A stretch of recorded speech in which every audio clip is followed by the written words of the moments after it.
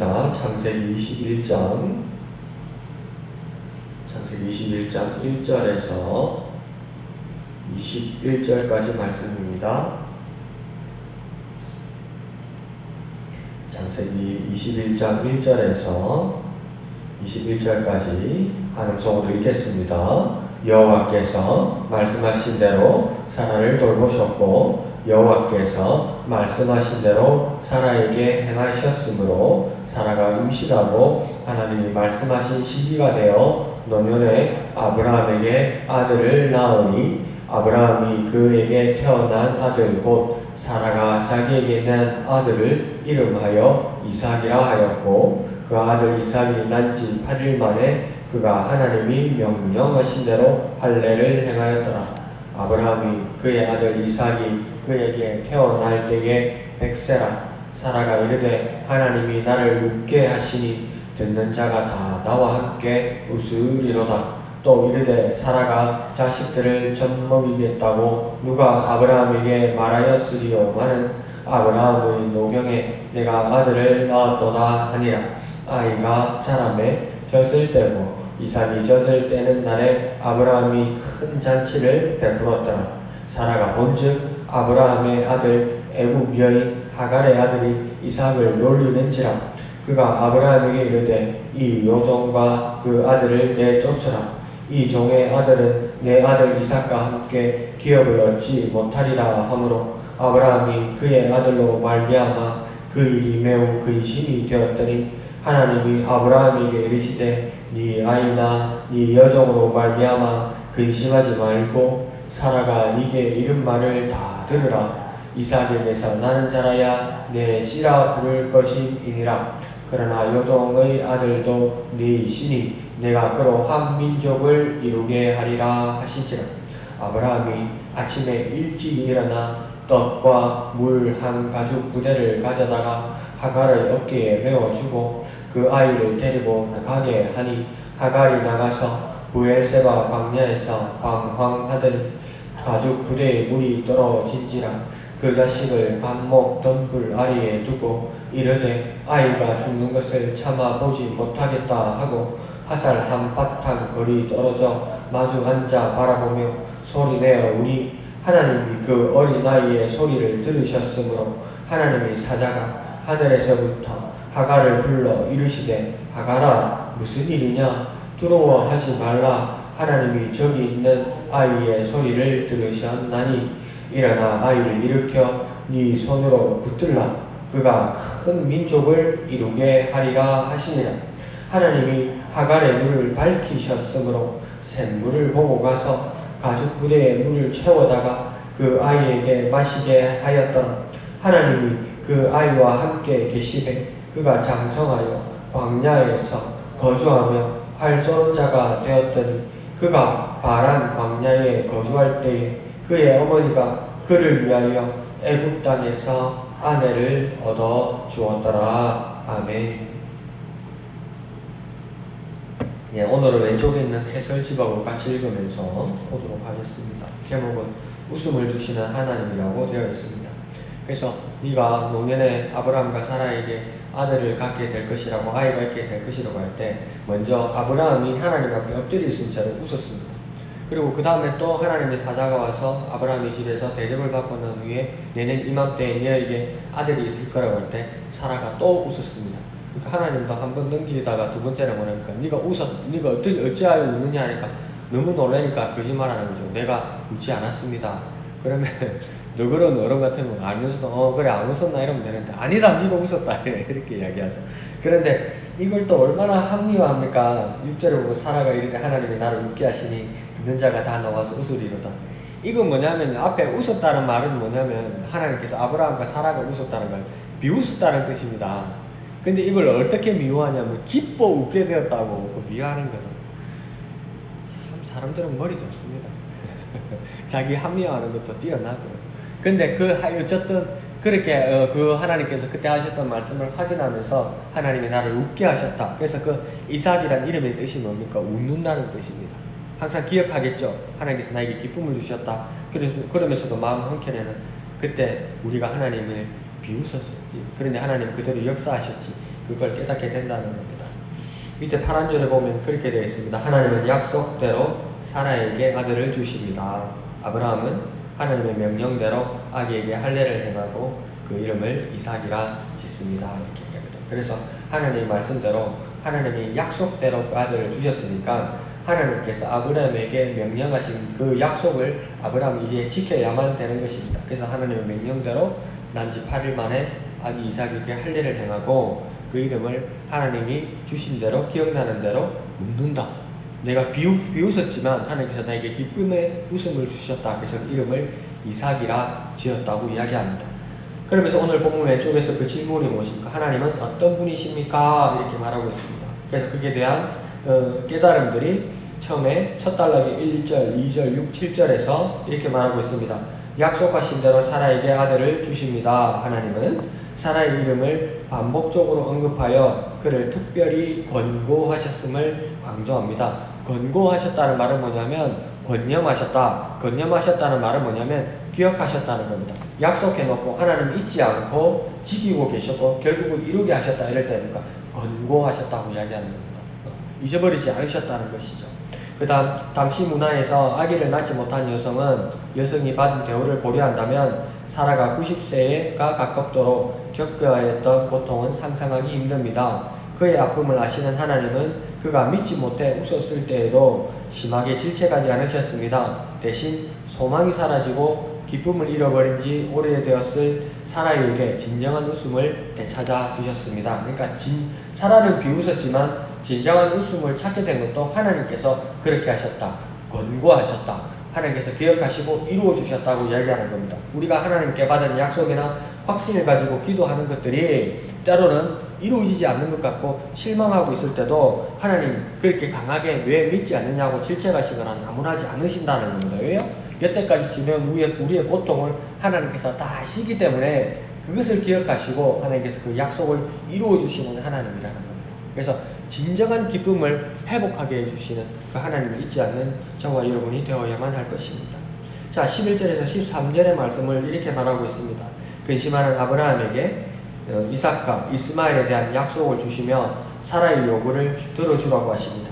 이스마엘의 경솔한 행동과 사라의 매장한 판단으로 가족을 분리해야 하는 지경에 이르렀지만 하나님은 이마저도 약속을 이루시는 수단으로 삼으십니다. 이로써 아브라함의 상속자가 될 이삭의 지위가 확정되고 이스마엘도 큰 민족을 이루는 조상이 됩니다. 그러니까 나이 터울이 13살 이상이 나겠죠. 이스마엘과 그 이삭 사이에. 그래서 그 아이가 젖을 뗐을 때만 했다 이렇게 이삭이 됐다니까 한 4살 더 되나요? 그 정도면 이삭은 나이가 더 많았겠죠. 그러니까 이제 동생에 대한 시기심도 있고 형에 대한 권위를 세우고 싶은 마음도 있고 또 엄마 그 하갈의 마음도 불안한 마음과 함께 권력을 빼앗기지 않고 싶은 마음이 있었죠. 그런 것들이 마음에 합하여서 그 아이 동생 이삭을 희롱하더라는 것이죠. 그럼 애가 그럴 수도 있지요. 그러면 어른들이 말이지 애 싸움이 어른 싸움 되는 겁니다. 그러니까 살아도 불안했던 겁니다. 하나님께서 약속하셔서 그 아들을 주셨는데도 아직 내 아이 이삭이 어리니까 이거 뺏길 것 같다. 큰 애한테 다 뺏길 것 같지 않은 불안한 마음이 있었다는 것이죠. 그러니까 요거 잘 걸렸다 이렇게 생각했던 거죠. 그러면서 그러니까 남편에게 이럽니다. 이거 어떡할 거냐 남편한테. 아브라함도 참 곤란한 거죠. 아니 이스마엘 낳게 그 여자를 준 사람도 그 남이 아니고 이 아브라함이 찾아가는 사람도 아니고 사라가 줬습니다. 그래 애 낳고 나니까 날 무시한다고 그래서 여자가 도망갔는데 또 데리고 와서 있으니까 또 애기 그렇게 하니까 또 애 싸움이 어른 싸움 되는 거죠. 이거 점잖지 못한 겁니다. 양쪽 다 점잖지 못하고 애도 철딱선이 없고 그렇다고 그 철딱선이 없는 애에 대해서 살아가는 모습도 그렇게 어른스럽지 못하고 그러니까 중간에서 아브라함은 가장으로서 또 우유부단하게 결정도 하지 못하고 그렇게 되는 겁니다. 그런데 그렇게 쫓아내게 되었지만 하나님께서 무엇입니까? 이 두 어미의 아들들에게는 모두 축복해 주시는 겁니다. 누가 저주받았다고 말하지 않습니다. 이삭에게는 뭡니까? 이제 믿음의 조상으로서 그 지위가 확정되게 되고 아브라함의 상속자라는 확정이 되게 되고 이스마엘에게도 하나님께서 큰 민족을 이루는 그 조상이 되게 하나님께서 축복한 겁니다. 그 누구도 저주받을 일은 없습니다. 하나님 모두를 생각하십니다. 하나님. 그러니까 우리의 기도의 삶과 우리의 믿음의 삶도 사람들 사이에 어떤 갈등이 일어나고 싫어하거나 미워할 만한 일이 있어도 그것을 그 모습을 벗어나지 못하는 우리가 될지라도 하나님의 모습, 하나님의 마음도 우리가 한번 이해하려고 노력해야 된다는 겁니다. 하나님은 모두를 사랑하십니다. 하나님이 내 편에서도 저 사람의 편이시기도 한 겁니다. 그 넓으신 하나님의 마음을 깨닫고 하나님의 뜻을 따르는 저와 여러분이 되어야만 할 것입니다. 자, 14절에서 21절 말씀을 보면, 그 요약을 보면, 하갈과 이스마엘을 하나님은 돌보십니다. 사라는 용납하지 못했지만 하나님은 용납하셨고, 아브라함은 그들을 돌볼 수 없게 되었지만 하나님은 그들의 생명을 지키고 성장하는 동안 돌보십니다. 이처럼 하나님은 이스마엘에 대하여 하갈과 아브라함에게 하신 약속을 이루십니다. 이렇게 되죠. 그러니까 내가 미워하고 내가 어떤 사람을 내치고 내가 어떤 사람과 절교하게 되면 그 사람이 잘못되거나 그 사람이 고립될 것 같은데 하나님이 하나님의 손길로 직접 돌보신다는 겁니다. 그러면 다시 한번 이 등식으로 생각해 보면 저 사람이 내 적이라고 해서 하나님이 적이 될 수는 없을 수도 있다는 겁니다. 저 사람이 내 적이라서 할 수 없이 하나님이 돌보실 수도 있다는 거예요. 그 하나님의 손길을 어떻게 무시하겠냐는 거예요. 하나님 모두를 돌보시는 하나님입니다. 그 넓으신 하나님의 마음을 깨달아서 차라리 하나님을 닮아가는 우리의 모습이 되었으면 좋겠습니다. 그래서 예수님께서 그 말씀을 하실 때 우리는 쉽게 그 속담처럼 노래처럼 쉽게 말하지만 예수님 그때 파격적인 말씀을 한 겁니다. 하나님을 사랑하고 내 이웃을 사랑하라. 그게 율법의 강령의 두 가지라고 예수님께서 말씀하셨습니다. 그건요 신명기에도 나오는 말씀이죠. 근데 예수님 한 발자국 더 나가십니다. 뭐랍니까? 내 원수를 사랑하라고 이야기합니다. 원수를 어떻게 사랑하죠? 전 사랑할 수 없겠죠. 그러나 하나님은 그 원수도 사랑한다는 겁니다. 다시 말하면 내가 원수신 그 사람을 하나님께서 사랑하신다는 겁니다. 그 하나님의 마음을 이야기하는 겁니다. 예수님이 원수를 사랑하라는 마음. 하나님은 원수를 사랑하고 계시다는 겁니다. 그래서 그 하나님의 마음을 본받아서 그 예수의 마음으로 그 원수를 사랑하면 하나님의 닮은 자가 된다는 겁니다. 아주 파격적인 말씀을 하신 것이죠. 그 예수님을 깊이 묵상하면서 그 예수님을 하나로 닮아가는 저와 여러분이 되었으면 좋겠습니다. 그래서 나에게 오늘 우리에게 주시는 교훈은 무엇입니까? 그래서 3절 4절의 말씀을 적용하고 있습니다. 3절 4절에서 아브라함은 하나님의 말씀대로 순종합니다. 아기 이름을 이삭이라 짓고 낳은 지 8일 만에 할례를 행하여 아기 이삭으로 언약 백성이 되게 합니다. 아브라함은 그동안 약속을 받은 후 달려온 오랜 믿음의 여정을 통해 이 약속이 자신만을 위한 복이 아님을 온전히 깨달았을 것입니다. 이제 이삭 하나를 통해 땅과 수많은 자손 만민에게 복이 되려는 모든 약속이 성취될 것입니다. 자, 이 말씀도 어떤 말씀이냐면 하나님께서는 여전히 아브라함에게 어떤 약속을 주시냐면 이삭도 나기 전에 이삭도 자기 밑에 아들 하나 안 낳는데 하늘의 별과 같이 바다의 모래와 같이 네 자손이 많을 거라고 그러는데 저와 같이 믿음이 없는 사람이면 나이 100살에 아들 하나 낳았으면 우리는 뭐라고 생각했습니까? 내가 몇 살까지 살아가지고 쟤를 돌보겠노? 저 젖먹이를 놔두고 내가 죽으면 어떡하지? 저기 사람 구실 할 때까지 내가 살았겠나?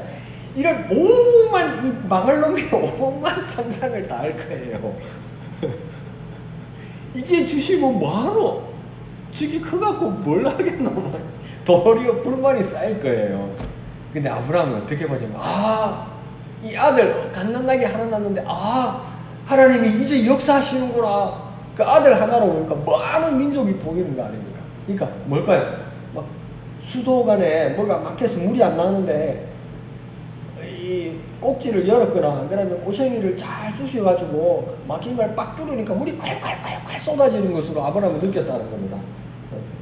아이고 나이 100살까지 아이 하나 없다가 100살에 갓난아기 하나 낳았는데 이거 뭐 하겠나 이렇게 생각하지 않고 아브라함은 이 아이가 이제 약속대로 났으니 하나님 약속하신 거 끝까지 이루어 주시지 않겠느냐 나는 그렇게 믿는다는 거죠. 아브라함. 그래서 이 이삭을 통하여 많은 자손들이 날 거라고 그게 보이더라는 겁니다. 우리에게도 우리의 삶에도 정말 막막하고 깜깜하게 막혀 있는데도 그 조그만 빛이 새벽에서 동토하는 그 조그만 빛이 보인다면 그게 하나님께서 주신 말씀이고 하나님께서 주신 약속이라면 이제 무엇입니까? 대낮에 환하게 빛이 비칠 거라는 것입니까? 우리가 미리 보여야 된다는 겁니다. 아침에 이래 조금 빛이란 말겠지. 그런 해가 어디 있습니까? 이 세상 살면서 아침에 그 깜깜한데 조그만 빛이 비치면 좀 있으면 이제 환하게 밝아지겠구나. 그 시간이 안 돼도 우리 다 알잖아요. 하나님이 주시는 약속이 그와 같다는 것입니다. 그래서 막 믿음을 미리 바라보고 막 비전을 세워서 그렇게 하나님을 미리 기뻐하고 미리 찬양하고 영광 돌리고 확신 가운데 살아가는 저와 여러분 되시기를 부탁드립니다. 그 약속을 크게 이루실 하나님을 미리 바라보는 저와 여러분 되시길 바랍니다. 자, 마지막 8절에서 11절의 말씀입니다. 적용입니다. 사라가 아브라함에게 하갈과 이스마엘을 내쫓으라고 요구합니다. 그가 계획하여 아브라함에게 드린 요정이며 그의 뜻대로 얻은 아들이지만 이삭을 희롱한다는 이유로 쫓아내려고 합니다. 자신이 조급하게 추구한 일로 일어난 문제의 책임을 온전히 하갈과 이스마엘에게 지웁니다. 누군가에게 책임을 지우기 앞서 내가 먼저 책임질 일이 있을지 돌아봅시다. 아주 중요한 말이죠. 크게 바라보면 이 말씀이 안 보이지만 아주 상세히 바라볼 때 사라에게 하나님께서 다 이루어주시고 이삭이라는 아들도 주시고 큰 웃음이라는 기쁨도 주셨지만 지금 이삭과 이스마엘 사이의 갈등의 학원을 가만히 보면 사라가 시작했던 것이죠. 하나님께서 너희에게서 너희 씨에서 자손들이 나올 거라 했는데 그러면 아브라함 씨만 있으면 되지 태는 뭐 중요하겠냐면서 사라가 이스마엘을 보내줬고 그 하갈을 붙여줬고 그 다음에 또 어떻게 됩니까? 그냥 하나님께서 약속하신 대로 이삭을 낳았으면 그 약속을 바라보고 그냥 그 아이를 통해서 자손이 날 거라고 생각이 되는데 사라는 불안해서 사라는 이삭과 이스마엘을 뭡니까? 쫓아내려고 했다는 것입니다. 우리가 한 일에 대해서 책임질 줄 알아야 됩니다. 인정할 줄 알아야 됩니다. 그러니까 그 일이 해결되는 거예요. 자꾸 덮으려 하면 더 큰 거짓말, 더 큰 억지가 막 쌓이는 거예요. 그래서 돌아갈 수 없게 됩니다. 그러니까 이것을 가장 쉽게 말하면 뭐냐면 하나님 앞에 그냥 진실하면 됩니다. 진실. 막 사람들하고 이야기하고 나누다가 니 그때 그랬잖아, 니 그랬잖아. 처음에는 내가 안 그랬겠다고 그러고 내가 잘못한 거 없다고 그러다가 막 이야기하다 보니까 내 문제가 드러나요. 그러면 도리어 더 화를 납니다. 그래! 내가 나쁜 놈이다! 내가 죽일 놈이다! 됐나! 이거 인정이 아니잖아요. 악만스러운 거잖아요. 그러니까 하나님 앞에 우리가 어떻게 되냐. 최소한 하나님 앞에 그냥 진실하면 됩니다. 아주 순수하게 진실하면 됩니다. 하나님, 제가 그때 그렇게 실수했네요. 하나님, 이게 내 문제였네요. 그럼 하나님 어떻게 하시겠습니까? 그래, 네가 나빴다. 네가 못됐다. 자, 벌 받아라. 그런 하나님 아니시잖아요.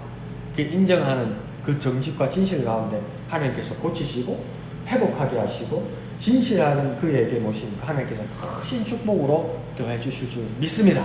그래서 주님께서 주시는 참 웃음, 참 기쁨으로 회복되는 저와 여러분 되시기를 예수님의 이름으로 축복합니다.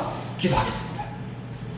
하나님 아버지, 은혜를 감사합니다. 차별하지 않으시고 변함없이 사랑하시고 돌보시는 주님을 기뻐하며 찬양할 수 있는 우리가 되게 하여 주옵소서. 우리는 비웃었을지라도 하나님 약속하시고 응답하심으로 큰 웃음으로 큰 기쁨으로 변화시켜 주시는 하나님을 바라보며 하나님을 경험하게 하여 주옵소서.